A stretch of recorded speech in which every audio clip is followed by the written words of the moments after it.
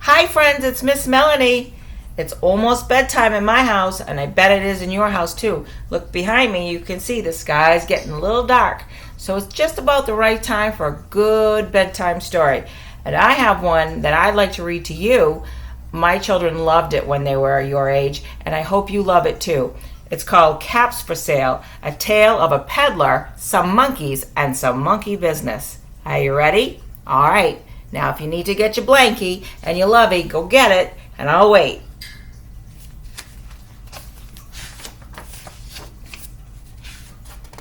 You got it? You comfortable? All right, here we go.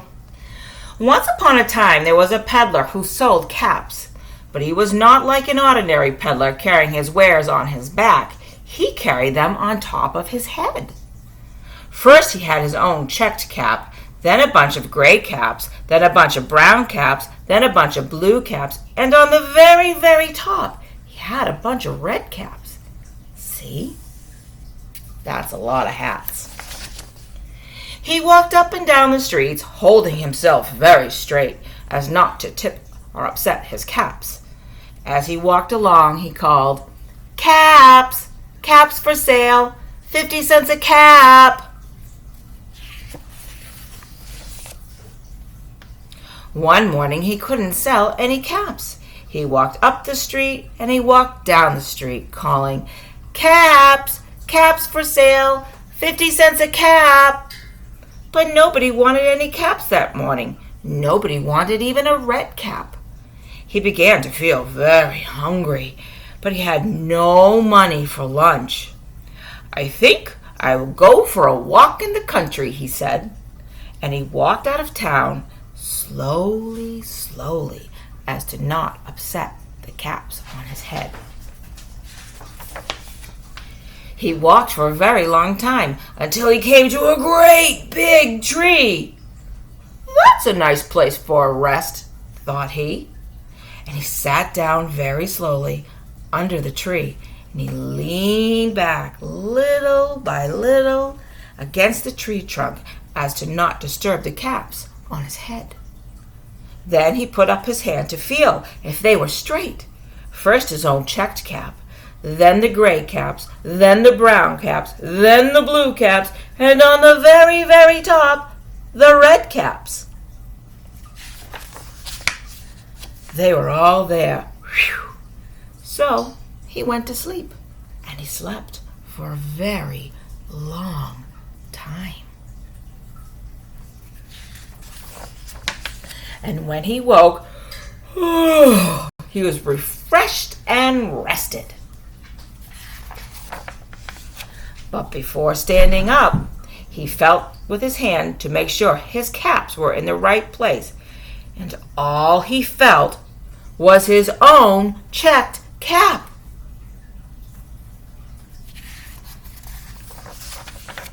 He looked to the right of him. No caps. He looked to the left of him. No caps. And he looked in back of him. No caps. He looked behind the tree. No caps. Then he looked up into the tree. And what do you think he saw? On every branch sat a monkey, and on every monkey was a gray, a brown, a blue, or a red cap. What? You see them? The peddler looked at the monkeys. The monkeys looked at the peddler. He didn't know what to do. Finally, he spoke to them.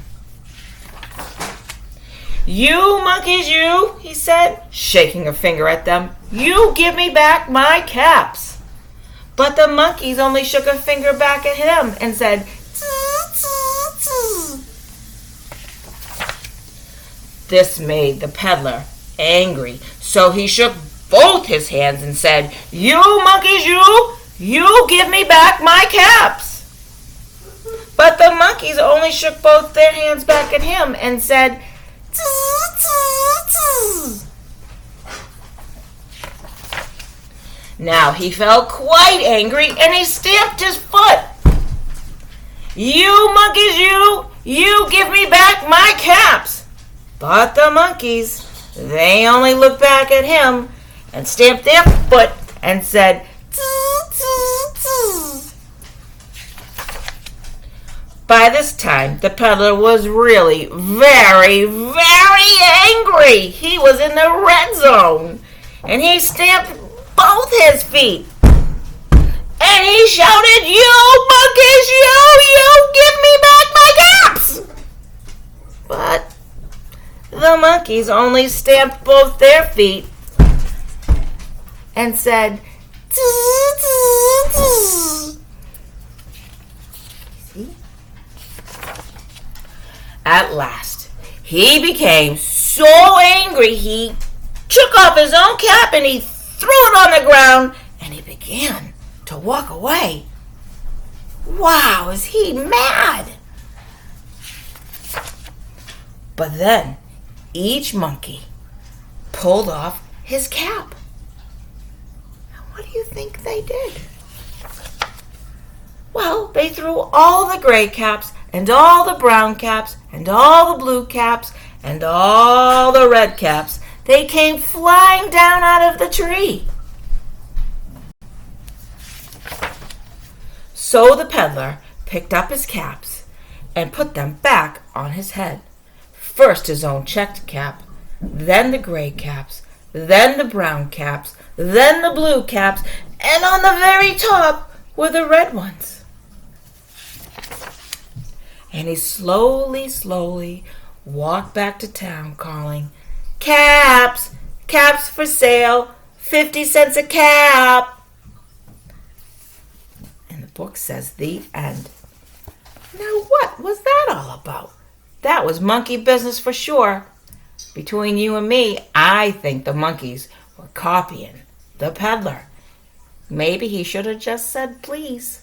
I don't know.